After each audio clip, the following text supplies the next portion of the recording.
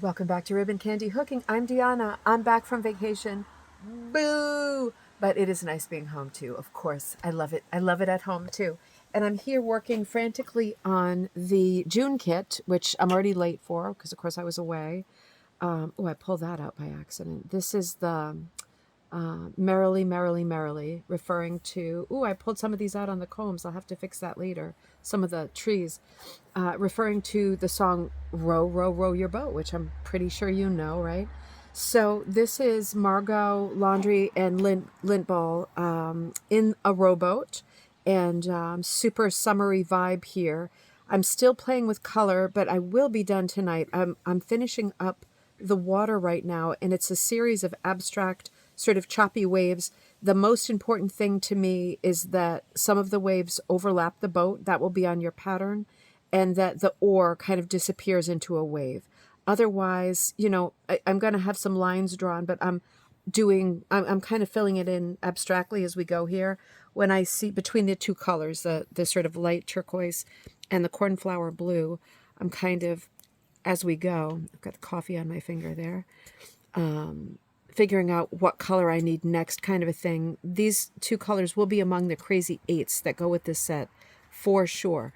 And you will get extra as well because it's hard to make it work with just 2/16, which makes an eighth of a yard. It's not enough. So you'll have some extra in your pack to cut up, but I will cut up. I will give you the crazy eight pieces for the turquoise and the cornflower blue, and I'll show you the crazy eight set as soon as I'm finished with the color planning. But and you'll get some more strips cut up. Either I cut my strips for this version. I cut them 5 and 8. As you can see here, I keep changing the blades that I've cut them to both. Either will work. If you're only going to choose one cut, I would choose 5, just because it's a small piece and you'll have a little more wiggle room with your pieces. You want a slightly smaller strips. For speed, I did some 8s down here because I just wanted to crank and get the water done. So I'm finishing up the water here with my turquoise. And again, notice that the pattern is not perfect, right? It's waves, so it's supposed to be energized. This is lively, agitated water that Margot is rowing along. And so it's not going to be all matchy-matchy. Of course, you can make your waves matchy-match if you want. I made mine a bit erratic and a bit wild, like more wild in front of the boat. So, yeah, you do it however you like. Your kit is also going to come with the green, and I think I'm set on the green for the background.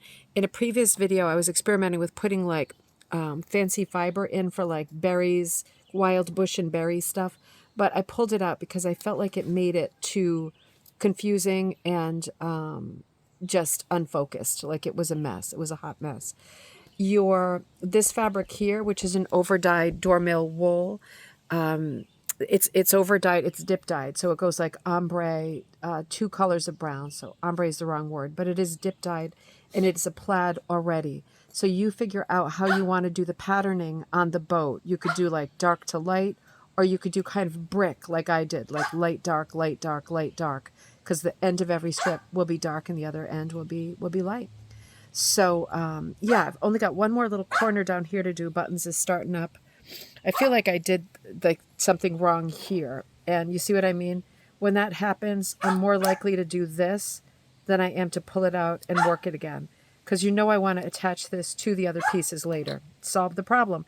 Maybe I need one more little stitch in here. You see, that's the kind of foolishness. So I'm fooling around with the background in this green color and the sky in this. I love her bathing suit in orange. The sky in this purple color, which I love. It's this color. And I'm going to be figuring out this afternoon if I want to add other purples to it so that there's like 3. I'm not sure, right? Because the sky is just here, up the side, here, in between the seagulls, and down here. I'd need more than that for sure.